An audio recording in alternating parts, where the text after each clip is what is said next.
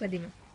שלום, אנחנו פה מצלמים את הסרטון של שנת סטאז' שלי. זאת המורה המאמנת שלי. רציתי להציג אותה בפניכם, בגלל שבזכותה די הרבה אני פה, וגם היא אחת הדמויות הכי משמעותיות שעזרו לי לעבור את השנה הזאת בשפיעות. אני תכף אתחיל לבכות. וזהו.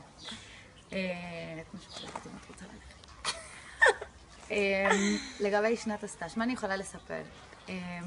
אני בכלל, לא יודעת, אני מאושרת, שנה ממש ממש טובה לי. אני מרגישה ממש שאני פורחת, שמצאתי את המקום שלי בעולם. אני מגיעה לפה בבוקר בכיף, אין לי שביזות יום א', לא יום ב' ולא יום שום דבר, אני בכלל לא מרגישה שאני באה לעבודה.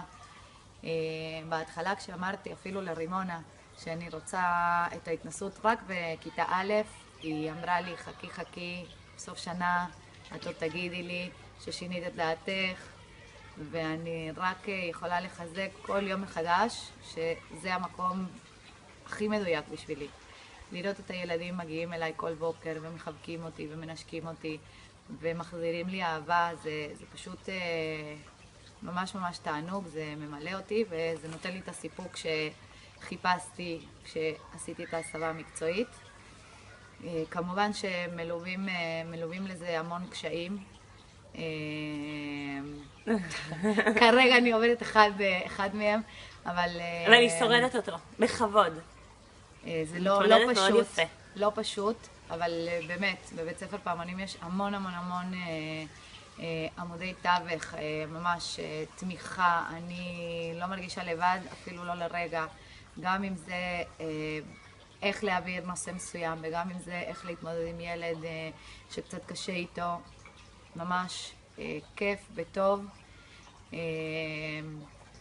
אני לא יכולה להגיד שבהתחלה היה לי נורא קשה ונורא חששתי ועכשיו הכל טוב ויפה.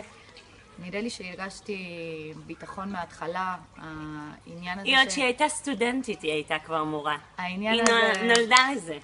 העניין הזה שהייתי סטודנטית באותו בית ספר אליו נכנסתי לעבוד, זה ממש עזר לכניסה ממש חלקה, והצוות פה שוב מהמם.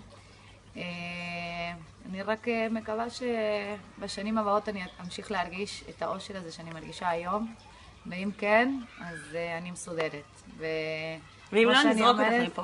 וכמו שאני אומרת, אם פה בבית הספר מרגישים כלפיי חצי ממה שאני מרגישה, אז גם אני מסודרת. זהו.